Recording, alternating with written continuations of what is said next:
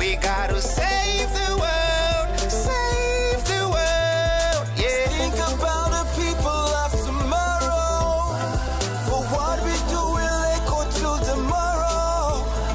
Let's put the hands together, heal our earth together, plant more trees and save the earth. So let's stand together, together as one, to make a change, to make it green, to make it green. Let's clean up the streets and make it beautiful. Plant more trees, save the earth. Hey, together we can change the world.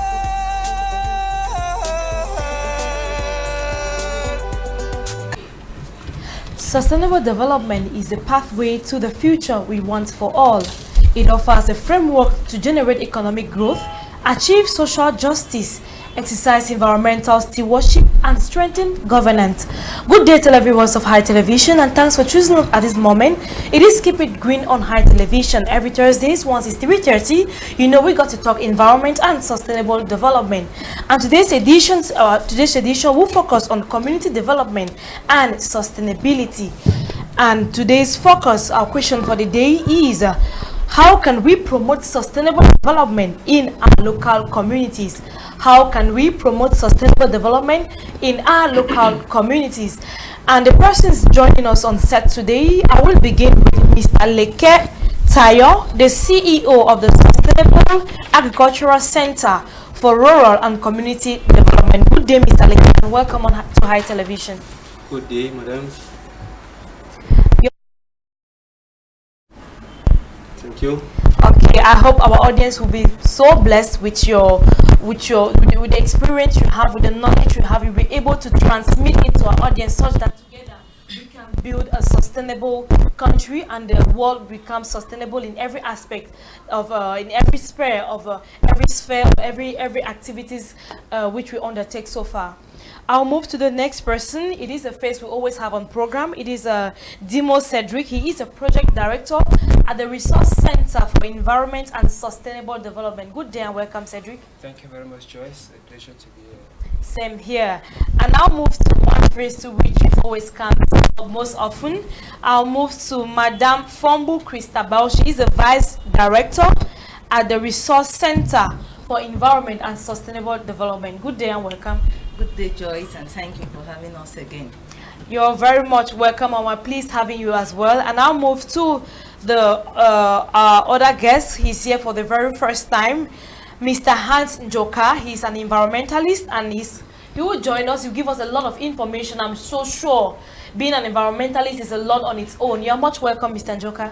Yeah, thank you. It's a pleasure to be here. The pleasure is shared, and we hope we'll be informed, educated, and entertained with your presence here. I hope so.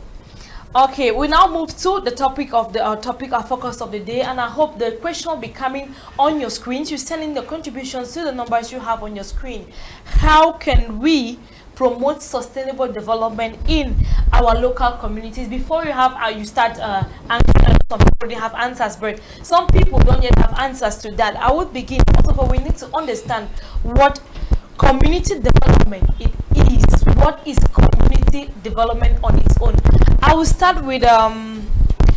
Leke Tayo, the CEO of SACROD, that's the Sustainable Agricultural Center for Rural and Community Development. What is community development?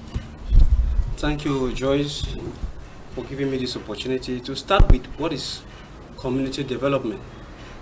Community development, to make the audience better understand what we are defining, what we are talking about, is to separate the two words. To explain to them what is a community and what is development. A community can be simply defined as a group of people sharing common living space, common goods and services.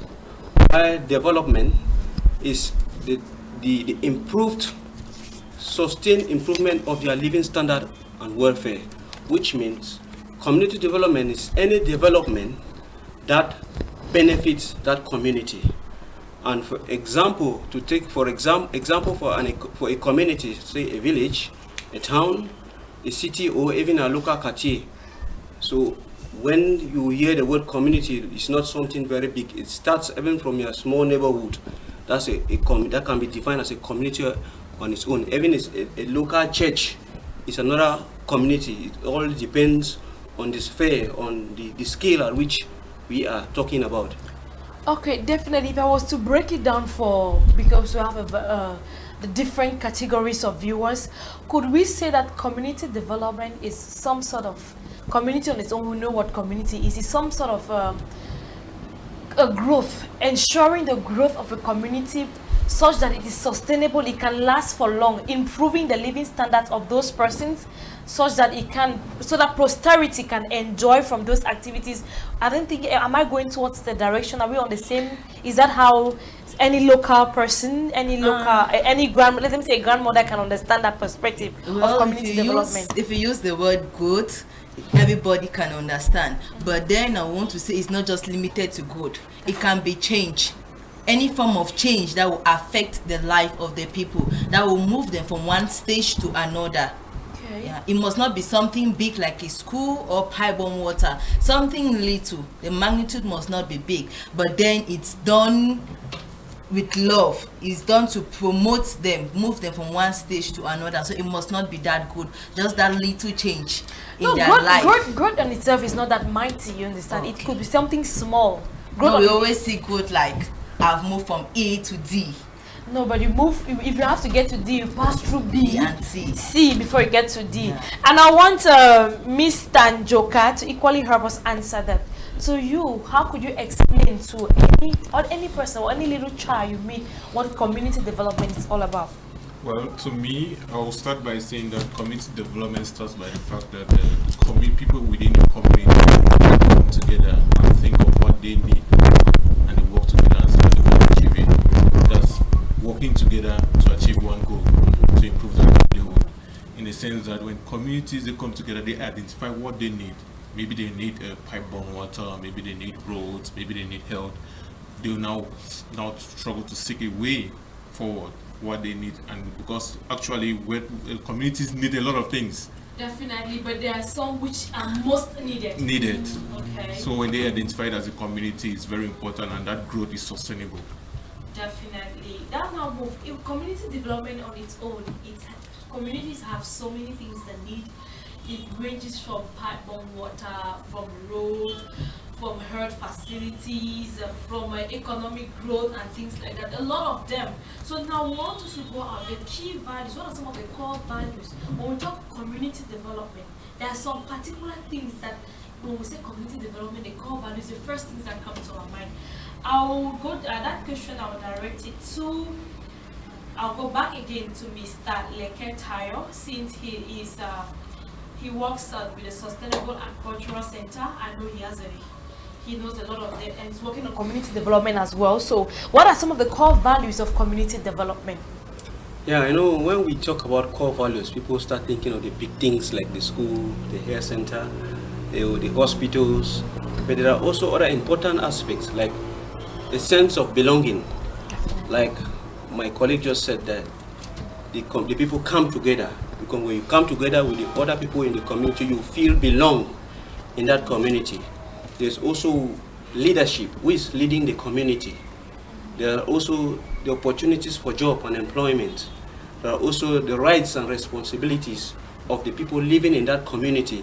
There are also aspects like agriculture and nutrition. Is it an agricultural zone? Is it a place where food is expensive? Because those are the things that make people or influence people to live in a particular area.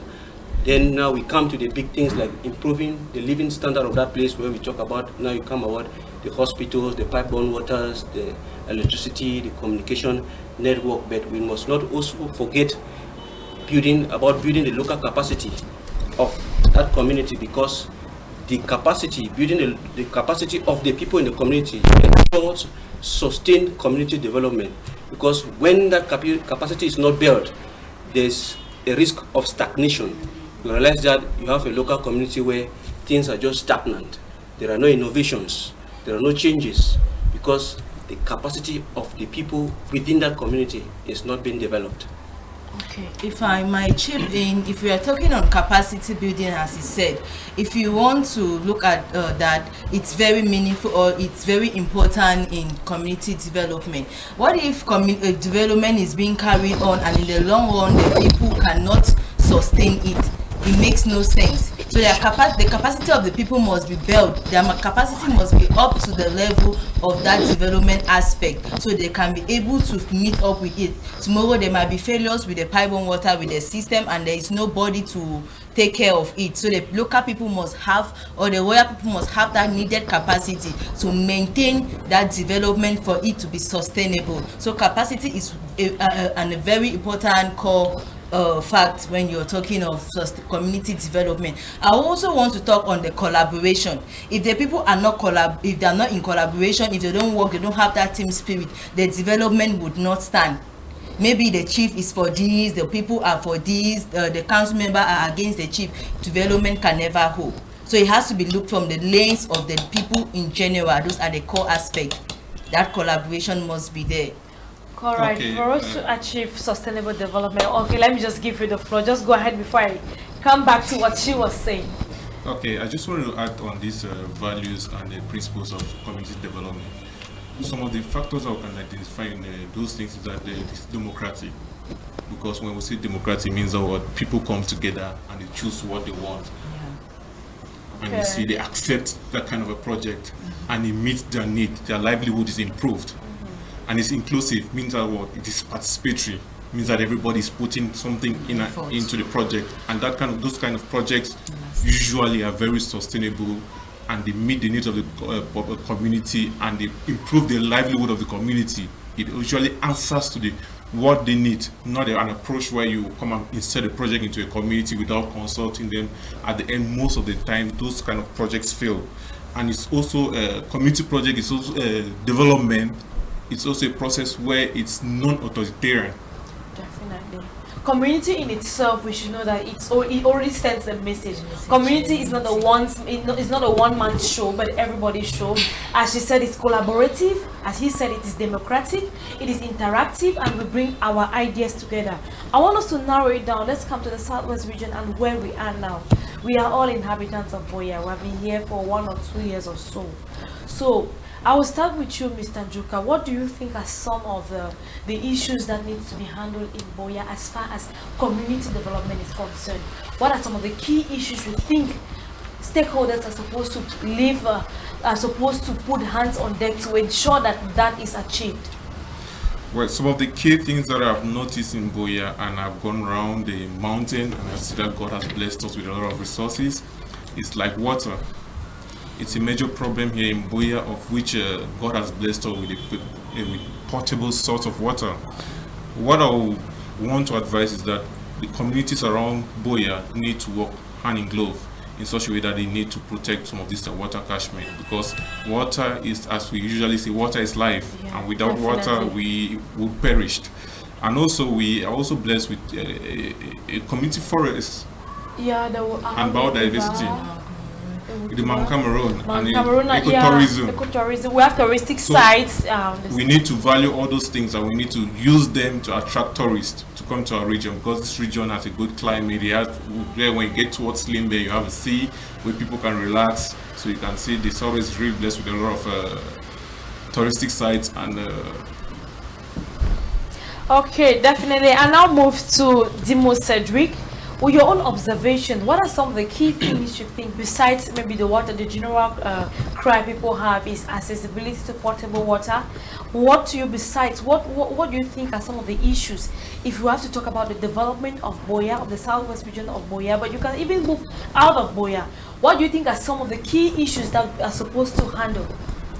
Okay, I will start by first of all going back to community values, which are non-negotiable core principles that the community members have sat together and have thought it wise that these core principles are things that our community need, right? Because when they talk about community development, it will vary with communities.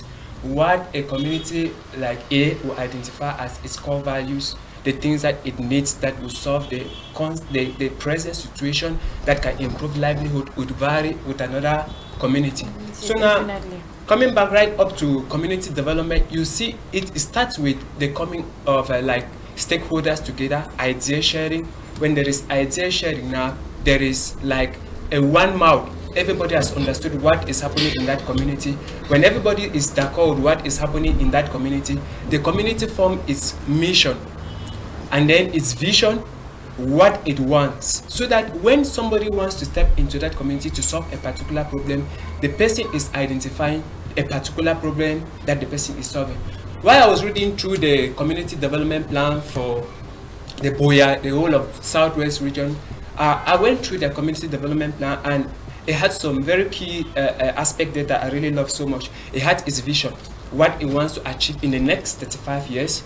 It had its mission, what it wants to, and then the activities were strategized, what are the core things it needs. Now coming back to Buea, actually the Southwest is blessed with a lot of resources, and these resources we need to like engage in a community development plan.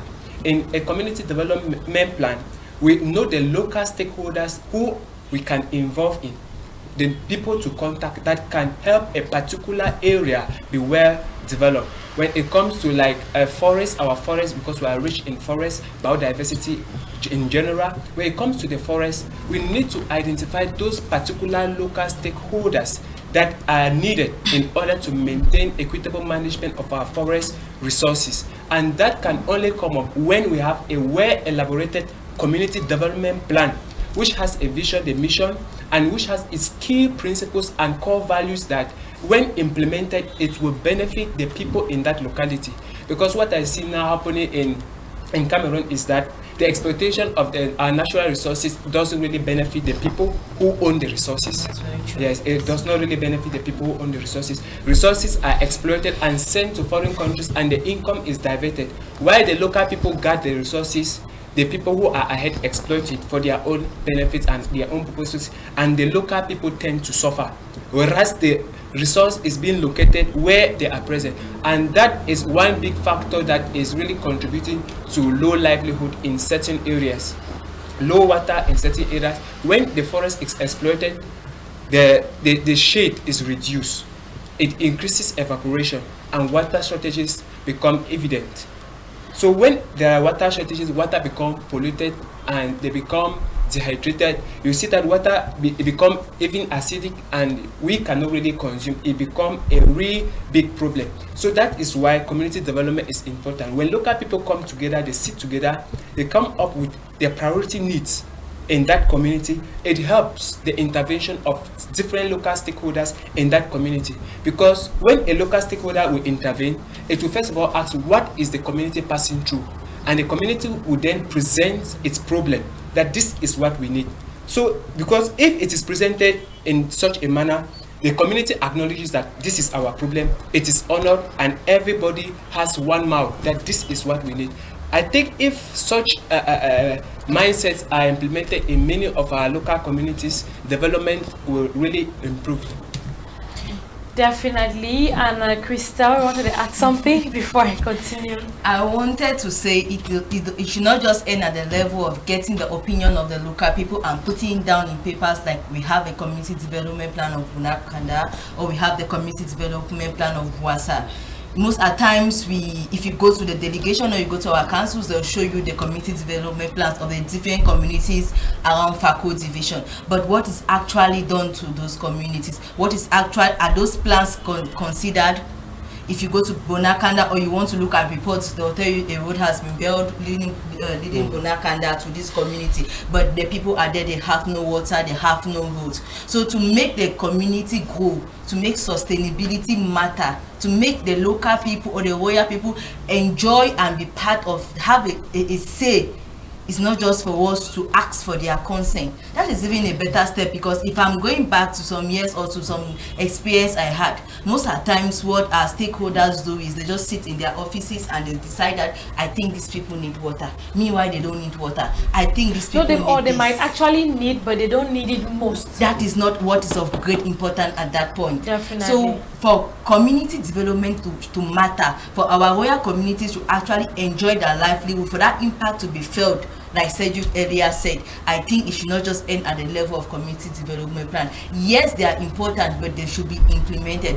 Buea is a big place. We should not just look at it from Buea as a whole, like Hans said, tourism or water. You go down to those local people. You might be looking at tourism to bring money into the nation, but then those people don't even have water.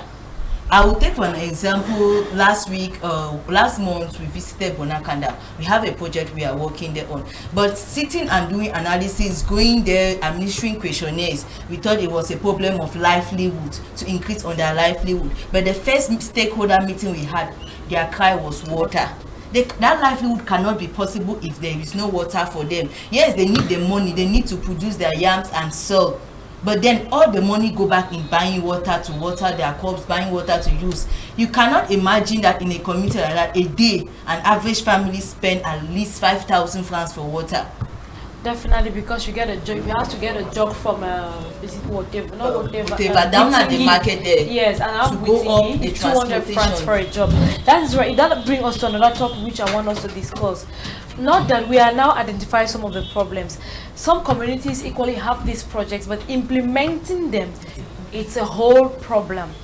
People come and do their research. They might even identify what the community wants, but at the end of the day, they don't give them what they want. To you, Mr. Leke, what accounts for that attitude? It's like you come with a child, like, what do you need? Okay, I need this, I need that, then you just go and sit. The child is left unsatisfied. What do you account for this attitude? The fact that so many people come, because we have a lot of civil society organizations, we have a lot of government projects around that come and try to promote community development, but at the end of the day, they do little or nothing. I'm going back to you, Mr. Leke. What do you think? What is the reason? Maybe what contributes to this laxity? Or we have communities where resources are being exploited from them, but they end up not benefiting from the exploitation of those resources. I think it boils down to what I call, to me, it's not only specific to our region. It's a national cry. A change of mentality and personal gain. People, before they go into any project, the first thing they have in their mind, what am I going to gain for that project? And when you go with that mindset, I bet you won't do anything that will be profitable to the local people. And there's the issue of a good sense of personal responsibility and integrity. If you are somebody who wants to build your integrity, who thinks about your children, you think about your generations to come, you won't be working for the immediate benefits, because people go for projects, they look at immediate benefits. But when we go with that mindset, that's what we talk about sustainable development. It should not only benefit us today. Maybe we can build, say, a school today. It will not even, we will not see the immediate benefits today, but in the next, because by the time a child comes out with maybe first school living certificate, a common entrance certificate, it takes 5 to 6 years. So you go with that mindset that I'm not doing it for myself. It's not for my own benefit. I'm thinking about my children, my children's children. But when people go with this mindset of my pocket, that's why I believe projects and community developments are failing in our nation and in our region in particular. That is his opinion. If you think otherwise, just SMS or the numbers you have on your screen. What can we do, or how can we do to promote community development and in our local communities? What do you think? What is the major thing that we can do to push forward the growth and sustainability of our communities? You are watching Keep It Green on High Television, and it comes up every Thursdays at 3:30 p.m. and you have a rebroadcast on Tuesdays at 10 a.m. and today we are focusing on community development and sustainability. What are the things you think we can do to promote community development and in a sustainable way? SMS us only. I've been rejecting so many calls. Please just be patient and write your SMSs. I can't pick your calls and we will read it right here. I will now continue with our discussion. That is his own point, Joker. People think more of their pockets rather than integrity. What's your take? Why do you think so many communities have these projects, but at the end of the day, nothing is done? Well, what I have to say is that there is this lack of synergy between all the development stakeholders. because each and everyone wants to do his own thing and the other wants to do his own thing, and they don't come together to do it together. And when such a thing happens, there is somehow we always say the disorder in the development process, and finally some of the projects don't yield to what they are expecting. But I also want to add that people lack information at a certain stage, because, for example, sometimes people talk. I loved what Cedric was saying about the communal development plan. It's a program which was sponsored by PNDP, which is a national community-driven development program. And this program tries to get right down to the communities and get their problems and help to sponsor some of these projects. And it's with collaboration with the Boya Council. So at a certain stage, sometimes I tend to blame some of these civil societies, because when they do their projects, they don't go and consult the councils. They don't work in collaboration with the councils. The people who represent most of the communities around in the development projects is the council. If you work without the council, how do you expect a project to realize and be with the same goal to improve the livelihood of that community? Before you do a project in a community, you need to even consult the council to see if people can work together. And at the certain stage, by consulting the council, you make them engage. They will engage you in their projects, and if at the end you contribute and you achieve the goal that you want. So at a certain stage, I think that there's a lack of synergy between the different stakeholders that are involved in community development. And also, I also want to say that sometimes communities have been promised, and since it has not been delivered, they feel reluctant to participate in the development projects. Definitely, you will share with them the fact. You will share with them, but it's better for us to encourage them. You never know which one will actually make it. So even always giving your best whenever they come, just giving your best, and one day you can't give in your best in 5 options and they just go like that. You are not maybe on some sort of bad luck or so. If you give in your best in 5 or 6 projects, at least one will yield results, even though it would not actually meet up to all what you need, but it's a gradual process and we'll get there. Let me go back to what Cedric was talking about. We have communities where resources are being exploited from them and they end up not benefiting from those resources which are gathered for their lifetime. I think that is why there is this initiative which came up at the United Nations called the Access and Benefit Sharing Initiative, which so many people, I know just a few NGOs around that I know of, that are actually working on that. So I think stakeholders, as far as environment and forest are concerned, they're actually putting hands on deck to ensure that if any genetic resource is exploited for a particular community, the people living in that community would benefit from the fallout of such projects. And I think it is something equally goes with your saying, Njoka, that many people are not aware of this, are not informed. That is why so many people will exploit their resources and they will go scot-free. Now I want us to look at the different stakeholders. That brings us to the different stakeholders. Do you think they are contributing at every level?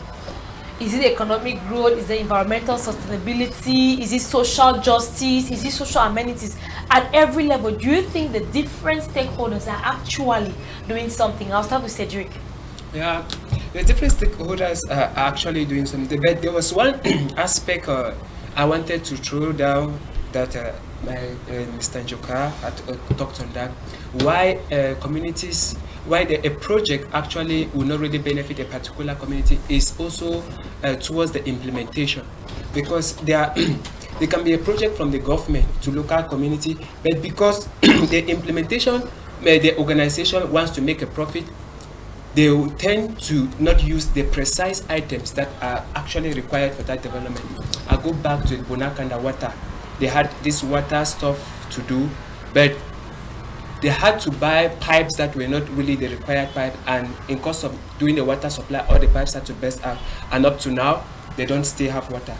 Now, with such a situation, civil society such as Recess is stepping in, like working with such a community. What are we doing there? We're trying to make them understand. We're trying to make them understand what is actually going on.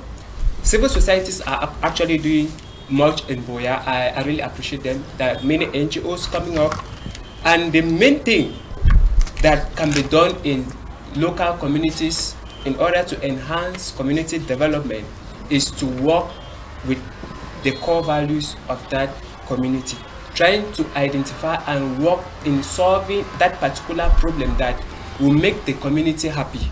So that's what I really want to share on stakeholders' intervention in community development in local communities in Southwest. Okay, I now move to the CEO of Sustainable Agricultural Center and Rural and Community Development, a major stakeholder. First, you guys will permit us, let's talk a little bit more. First of all, tell us what it's all about and the key things which you're doing to ensure community development at the rural sector. I think that's maybe your focus a little bit from just the name of the association or the organization. It shows that you're working on the agricultural sector and working with the rural communities to ensure community development. So what is SACROD all about? What is it all about? SACROD is short form for Sustainable Agricultural Center for Rural and Community Development. Now, our activities spans from the forest through local communities. What do? We ensure sustainable best agricultural practices, like say conservation agriculture. We also we promote agricultural system like organic agriculture, to name very few. We build capacity for the local people and also the interns and volunteers who come to stay with us. And then we also try to empower the local people to be self-employed.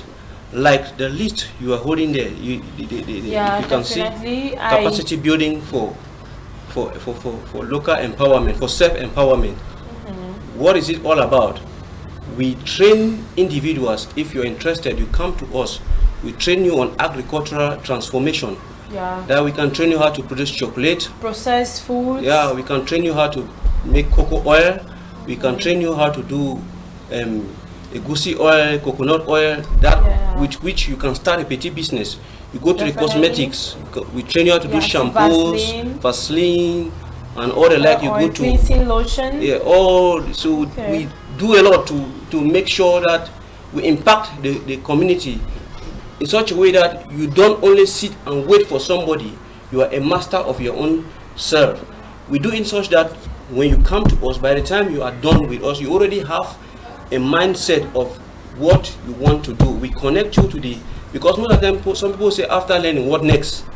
We show you where to get the raw materials that you will need to proceed. We show you how to get into the market. And I think to throw a small light, that's what we do. Basically, and that is capacity building already, and equally leading you towards financial empowerment. I think maybe I should take off time and get trained. What do you think? Maybe I should take off time and get trained so that I could equally learn so many things. So that's what at the level of SACROD, that's what they are doing at their own level to ensure community development. You back at home watching us, what do you think can be done to ensure or to promote community development? At the Sustainable Agricultural Center for Rural and Community Development, they are involved in teaching people to process food, products, cosmetics, and detergents. So they basically teach people to do that, and they build people's capacity both as at individual levels or as a group or as an organization. If you choose to get the training, you get to them, and they would definitely groom you. So I want us to look at the different stakeholders as an environmentalist. I'm sure within your field you look at environmental conservation, you look at every other thing that has to do with flora and fauna with the environment. Do you think the stakeholders within your sphere of influence are actually doing something to promote sustainability within your field? Okay, I will just start by saying that there is this study that you have to do for implementing every project, which is called an environmental impact assessment, environmental and social impact assessment. People should not look at it as if it's a stumbling block. No, that is just for you to help evaluate if your project it's more sustainable, it will improve people's social being, will not cause mostly negative impacts on the environment. It's just to bring out the impacts that your project is going to have, both on the social, economic, and even environmental yes. aspects of it. And it's at different levels, because if a project is a huge project like a petroleum project company, I'd say, would do a detailed environmental impact assessment, and for small petrol stations would do a summary, and small projects like maybe a health unit would do a environmental social notice impact assessment.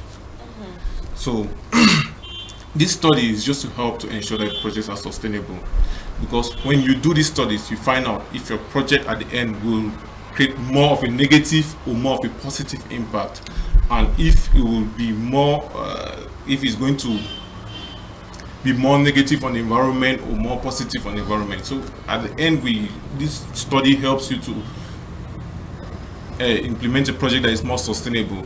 And also I want to say that SOWEDA, the Southwest Development Authority, is involved in community development. Definitely. And PNDP is sponsoring programs, projects at the council, which is involved in community development.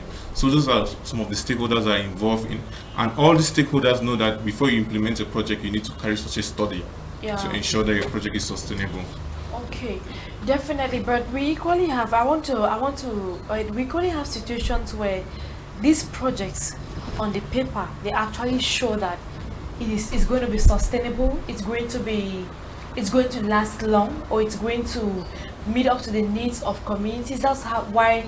But at the end of the day, they're not sustainable. I will go still within your field. We have a lot of international environmental NGOs that have left Cameroon, and they have abandoned so many projects. That's why you have the Mount Bambutus is depleted, which is a key watershed of Cameroon. And we've had equally, I can't figure out, I know there's a series of other projects that were abandoned. We have the around the Mount Maniguba, and there are a lot of NGOs that were there to conserve the I think amphibian species or reptile species around there. We know all the ecosystem services which the lakes at the Mount Maniguba offers to our communities. But all of these, some of these international NGOs left after maybe their project showed that they were going to be there for a long time, but for some reasons they left. Faced with such situations, what do you think is the way out? Because we have a lot of issues which are being left like that. You know that if you're an environmentalist, I'm sure you're aware of the issue of Mount Bambutus and Mount Maniguba, even though some other civil societies are already picking up after that. If the civil societies or NGOs were not there, it would have remained like that. And Mount Bambutus is yet to be recovered. A key watershed of the country, of Cameroon, is depleted, is degraded. But there were some people there at some time, but they abandoned it like that. So what in paper, you said most NGOs, most projects, they do those assessments, but at the end of the day, some people abandon. What do you think can be done such that even when these people prove to us that the projects will last, but at the end of the day, they don't last? What do you think should be done? Well, one of the things that I want to say is that you need to understand that, as we were saying, we talk about community development projects. I want to put it in this way. When you conceive a project and you tend to make it not participatory with the community that you want to engage them in the project. Because, for example, if you do a project in a community and you don't train them how to maintain it if you are leaving, that project will not be sustainable. So, in the process of conceiving a project, you should engage in a participatory approach. You should consult the people who are concerned with such a project, the communities that the project is going to be there, involve them in the project. Because if there's at a certain stage, sometimes projects lack the finances, but if you are trained the communities and build the capacity, they can continue with the project when you are not able to continue financially. Definitely, and that is one thing which we are recommending to the NGOs or all stakeholders.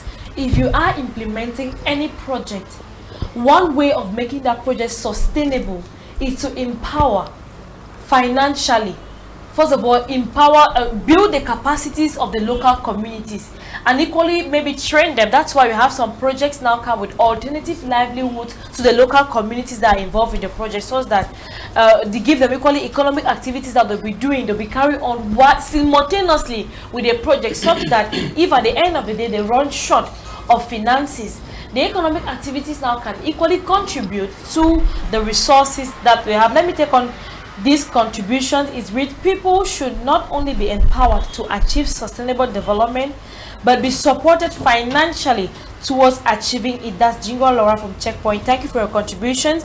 And if you're just watching us, you're watching Keep It Green on High Television. And today we are focusing on community development. And we're asking you at home, what do you think, or how can we promote sustainable development in our communities? Now, I want us to discuss on Laura's point. She thinks that people should not only be empowered to achieve just sustainable development, but they should be trained or maybe supported financially so that this particular goal should be achieved. Because if you want to look, I want us to elaborate. If you want to look, maybe reasons why some projects end up not being successful, maybe the community is left out or they're not empowered financially. So what's your take? I will go to that, and I think for that it should mostly be economic projects. You're talking of what Mr. DK just showed up now.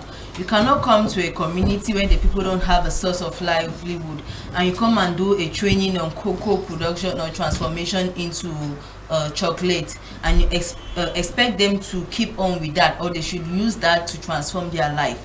Where are they going to have the machines or the needed material? It needs money. So at the end, I think if you're supporting them financially, you're enabling that project to be sustainable. If you want to look at a community that is in agriculture and you're talking of cocoyam transformation into flour, they need the machines to transform that into flour. Sorry. So if you just do your training, you do your capacity building, and you go, at the end of the day, the knowledge is wasted. At the end of the day, the local people cannot make use of that knowledge. They need the financial empowerment to be able to pick up on where you stop. And it does not just end with the financial empowerment or at the end of the capacity building. I think there should be some kind of follow-up. Because if you're dealing with royal people, putting this in quotes, they might be slow to pick up, and you draw a training or a capacity building for 2 weeks. After 2 weeks, you do your reporting and everything, you know your job is done there. But at the middle of that project, or in continuing that project, those people find difficulties. Maybe they are stuck here and they don't know who to turn to, they don't know who to run to. So I think if there's a kind of follow-up or supervision from the implementation stakeholder of the implementation team to the local people, it will be something good. Definitely. I think to make that for that to better work, this concept of just picking communities at random and working with them, it's kind of limiting growth or limiting sustainability. Let's say today you write this project on empowering people on maybe cassava transformation, and after the capacity building, you leave and you go to some other community. You don't come back there. If that community acts like your central point or your test community, you do your work there, that you have a success story there. With them, they can easily get back to you and like, okay, we got stuck here and we can help. But after the project and you just disappear like thin air, they don't know what to do.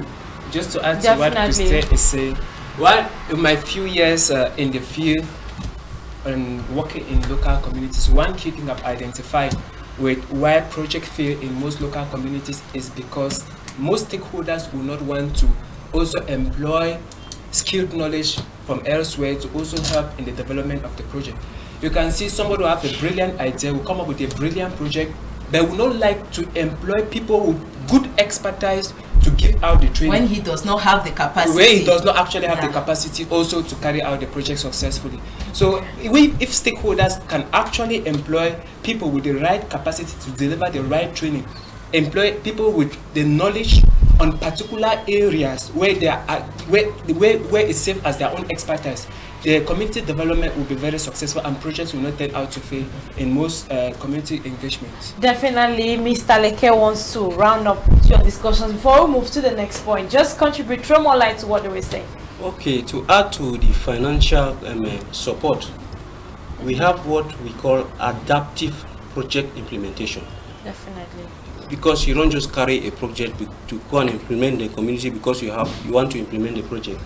Is this project adaptive to this area of execution?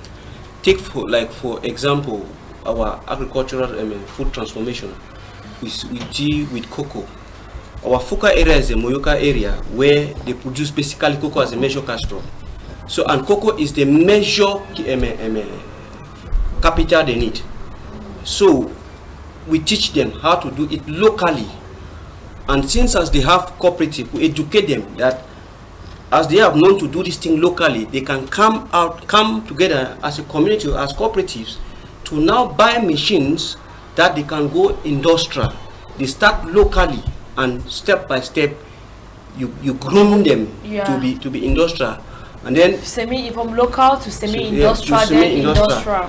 So definitely. That's what we do. We also have our integrated nursery where we do multi-purpose nursery. We have things like the non-timber forest products. These are the things. Some of these plants they knew, but they never know the importance of these plants. So we come now, we educate them that these plants that you had in your forest, but you kept them down. These plants, they have high economic value. So what we do, we don't only support them. We don't support them financially, but we support them with the seedlings of these plants.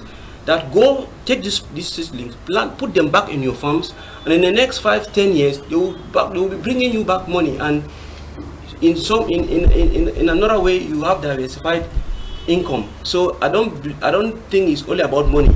There are also other materials that we can support the local community, and there are also one aspect that, as an NGO, I believe if every NGO where they implement project, they can have a major presence. That they can something that makes their presence be felt, like what we have our integrated nursery. When they see that nursery, they know that we are there and they see us working there daily. So as we go to monitor the nursery, we monitor the people. Like last time I was there, I could see plants that are distributed. They are already growing and taking height. I said, "Where this is?" I mean, at least I can feel the impact of the work that we did. Definitely, continual monitoring and collaboration, even after the project with the local communities, is very important. Mr. Njoka, I wanted to conclude on that before we continue. Yes, I just want to still insist on this point. When you execute a project in a very participative manner, where you include communities in the planning, execution, and at the complete stage, such projects are usually sustainable and they are usually durable. They can stay for a long time. Just to say, what people focus on is finance. But when you think about projects, finance is a major thing, yes. But the problem is that people should also think about the fact that the community should accept the project. If a community accepts the project, I don't think the finance is a problem. They themselves would finally make the project to be sustainable right up to the stage where even when you leave and you come back, you still make the project functioning. Take for example, there in Likoko, Mimbia, there is a GIZ, I don't know if it's a PSMina, help them to produce, help them to have a potable water. But now it's that community that is maintaining, sometimes maintained when the pipe bursts, the community maintains it. When there's a blockage, they know what to do because they have been trained to carry out the project without the presence of the sponsor. And they do that even without the finance from the sponsor because that's their own part of they need to contribute. So the fact is that communities should not only wait for finance projects to come to them, they should also think of what they need to chip in and how they can, because if I give you something, you need to take care of it. I won't be there to take care of it for you. Yeah. It costs me more to be there to take care of it for you than to train you to take care of that thing. Communities see the work of stakeholder like a service delivery. The stakeholder is just there to deliver everything to them and go. So I think he has a point. Okay, summarily, the stakeholder, the community itself should first of all take it upon themselves and stop seeing the project as even though they'll bring economic fallout, but don't focus so much on the economic benefits, but on other benefits which you could acquire even after the project. Before we continue, let me take on some of the messages. Hello panel, I enjoy your program. Sustainable development is identifying and solving the needs of the present population and taking into consideration the availability of resources and survival of the future. Joel Bibi from Boyatown, thank you. Laura comes again. Is it Laura? Another Laura? I don't know if it's the same Laura because at the end it's still Laura. Sustainable development can be promoted by doing a lot of sensitization seminars in collaborations with public institutions like SOWEDA, etc., by doing volunteering projects based on the community and getting the community involved in such projects. That's what they think. Thank you, Laura, for your contribution. But you tell us where you are and where you're writing us from. Yeah, you want to? Yeah, I want to add on what Laura says. When you look at community development, it's more like a voluntary kind of, you need to act like a voluntary, you need to do voluntary service. Definitely. You need to act like you need to carry on your civic responsibilities. So we should stop looking at community projects like it's only those at the top who have the finance that need to give you what you want, what you need. No, we as part of the community, we need to engage in those projects and play our own civic responsibilities in engaging our communities to be more sustainable and improve their livelihood. Definitely. If you're just tuning in, you're watching Keep It Green on High Television, and it comes up every Thursdays from 3:30 to 4:30 p.m. and you have a rebroadcast on Tuesdays at 10 a.m. We're discussing, or we're still discussing, even on community development and sustainability. We're equally finding out what we could do to promote community development. We explored the rules some stakeholders have been carried on. We have explored a lot the core values of community development, and we equally agreed that in carry out community development, it is an interactive process. It allows room for democracy, and it equally comes out with specific project that's meeting up with the needs of the community. Now I want us to, we are almost caught up with time. I will start with you, Mr. Leke, with your variety of experience, your word of experience since existence. I want you to give advice to two people, the stakeholders and the inhabitants of these communities. First, you start with the local community. If you have to ensure community development, what advice will you give to them, and what other advice would you give to the different stakeholders? First, thank you for that opportunity to start with the local community. When a project is being implemented, particularly a project that the community have accepted the project to be implemented, at the end of the day, after these people have left, these people should ask themselves, how am I going to develop what we've learned from the project? The thing is that when project comes, people is like the communities have that mentality that the NGOs and the CBOs, they have come with money, it is their money, so they are just giving them a small share. No, they should wipe out that mentality that they are coming to make a change. And when they work together with these stakeholders, I believe with that sense of direction, things will go better. Projects will be objectives of project will be fulfilled, and we see them after the stakeholders have left. They will have that interest to further carry on the project. And to the stakeholders that are implementing the project, like our friend Mr. Njoka has been saying, should consider the opinions of the local people. We cannot successfully implement a project without the consent, without the participation of these local people, because when we do it without them, at the end of the day, when you've left, you will even find out that they might even destroy structures which you struggle to build.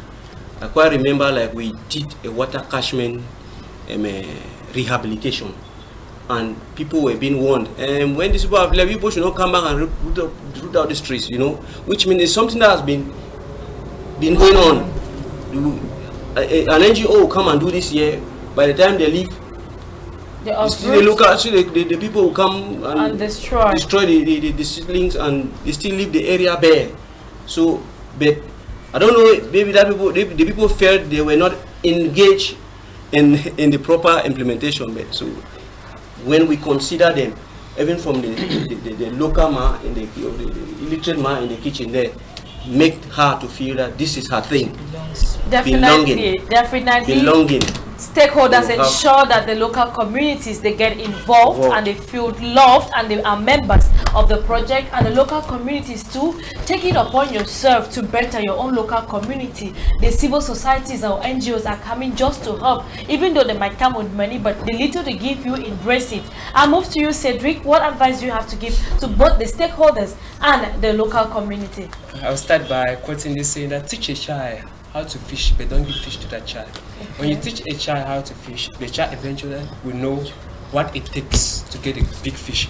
Now, in executing community development projects, the people, local indigenous of that community should take active participation in the planning and execution of the project, so that in course of taking part in the planning, they understand the modalities of the project, what is needed, skill level that is needed, maybe the contribution that is needed. Is not just on the stakeholder alone to supply everything, but the community in their little efforts can chip in something, contributing to the success of the project. And to the stakeholders should employ the right skilled knowledge in executing a particular project.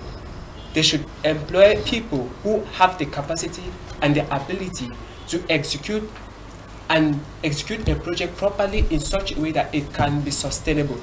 Not like a stakeholder wants to implement a project and you are trying to reduce costs, or what you have planned is not what you are executing because maybe the funds you are putting in, it is not sufficient. But if you employ people with the right expertise, I think it will contribute to the success of that project. Definitely, in as much as cost is involved, it is good to get in the people who have the professional background and the technical know-how within your project, such that at least you get the target. Because if you get on skilled level, you would not actually achieve what you wanted to achieve. And I'll move to you, Crystal. What advice do you have for both the stakeholders and the local community members? I want to start by congratulating the stakeholders out there. They have been doing a lot in ensuring our community pick up, or the livelihood of the local community, so the local people are improved. But then I will still want to call on them, when you are doing something, do it out of the love for those people. Feel like you're doing it for your own community, not like you're doing it just because you want a report or you want to have that the name that I have done this. Do it with that fulfillment in you. With that in mind, I think we'll do something sustainable. With that in mind, I think that we'll do something that will last. There's this saying that development intervention leave the poor poorer. This is because of the after effects that projects that have been carried out in so many communities. When the stakeholders leave, the people tend to suffer. You go to a community, you install light, and at the end of the day, they start looking on means to sustain their life, or to do connections here and there, to do repairs here and there. So it's affecting the people more negatively than it has to be positively.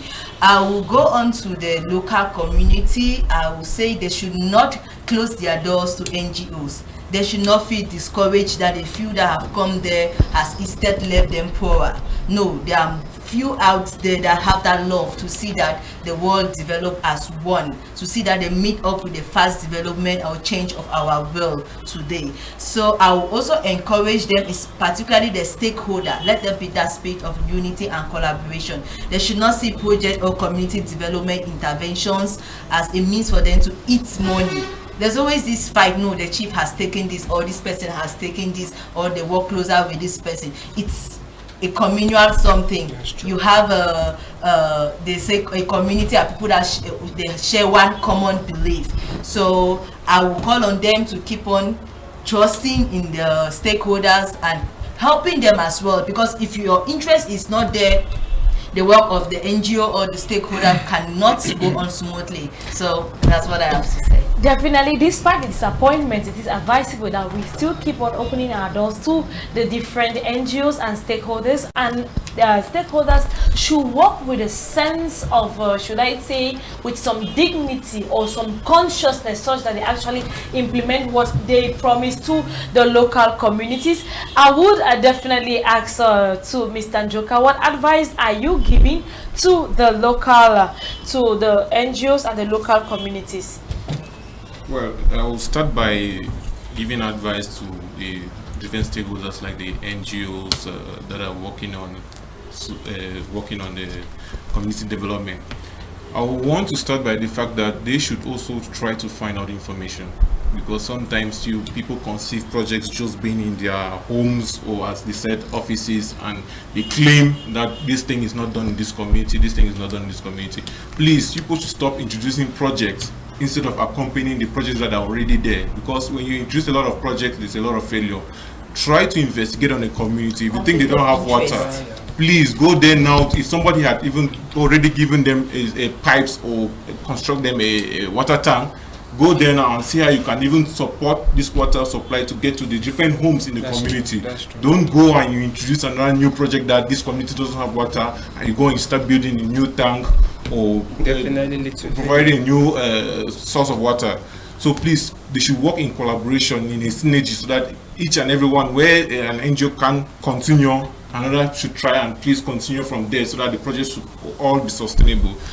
And also, I want to get to the communities. I've had the opportunity to go behind the mountain, and I've worked with certain communities. You see the difference with the communities, the way they receive you, and you see the way they are developing. There are communities behind the mountain there that they are the ones taking care of their solar system to provide light for themselves. They are the ones taking care of the cable system to provide cable for them, TV cable for themselves. But still, with the neighboring community, you see that there's just like a night and day between the two communities, the two villages. So you see the fact that some communities, when they accept the project and they are trained and they take it to their own responsibility to sustain the project, they tend to enjoy more from the project. You can see communities that they have a day to work on their roads. They don't wait on the government to come and do the roads for them. They take it as a prerogative for them to do their own roads, for them to take their products from their farms to the market. Definitely, in as much well, we'll come back. We have the message. In as much as you guys, the civil societies, have to come. Civil societies or NGOs should work in collaboration with each other, such that if one fails, you pick up and continue. Let me take all of these messages before you continue. I'll give you the last opportunity. Sustainable development can be promoted in our community by encouraging the youth who work hard and bring forth good programs. Awards should be given out. There's no signature to that message. Please, next time when you text, tell us who you are and where you are writing us from. Good evening, I am Ade Belleville from Boyatown. For development to be sustainable, several factors must come into play, not just project management. Such facts are to ensure peace and security, democracy, and good political, economic, and corporate governance, regional cooperation and integration, and capacity building should be considered. Thank you very much for that contribution. One last word from you, Crystal, before we draw the curtains of today's edition of the program. As Mr. Hans was talking, I had an idea just came to mind. With Bonakanda, we noticed that the people don't have a community development plan. But if you go up to the council, there's a community development plan. So this is an advice to the stakeholders and to the community themselves. If the community could take it upon themselves to come up with a community development plan. So before an NGO or a stakeholder come in, you tell them, okay, these are the things we want, and we have sat down as a community. We have this booklet that guides our development, the development of our community. And if you want to work with us, we plead you work with us in line of this. And if you're going to a community that does not have that and they don't have the knowledge, I think the best thing that you would do, that even when you're not there, other stakeholders or people coming in will have some way to start on is developing that community development plan with the people, so they know what they want. We shouldn't come today and start here and end or having conflicting interest. Yes. Okay, thank you very much. If you're just joining, unfortunately you are joining when we are going. It is already 4:35 and we're above time. If you missed out on today's edition where we focused on community development and sustainability, I want to thank each and everyone who made it here. Thank you to Mr. Njoka, to Madam Fombu, to Mr. Dimu and Mr. Leke, and to all those who contributed. Ade, Laura, two Lauras, and the other ones who didn't actually sign the messages. Thank you very much. If you missed out, just catch a rebroadcast on Tuesday at 10 10 a.m. or meet us next time, next Thursday, 3:30 on High Television. It is at this juncture that we draw the curtains of today's edition of the program, and hope you had a nice we enjoyed the beautiful package that we put for you. We leave you in the company of interesting programs on High Television. Look within, you'll see. So says Gamma Green.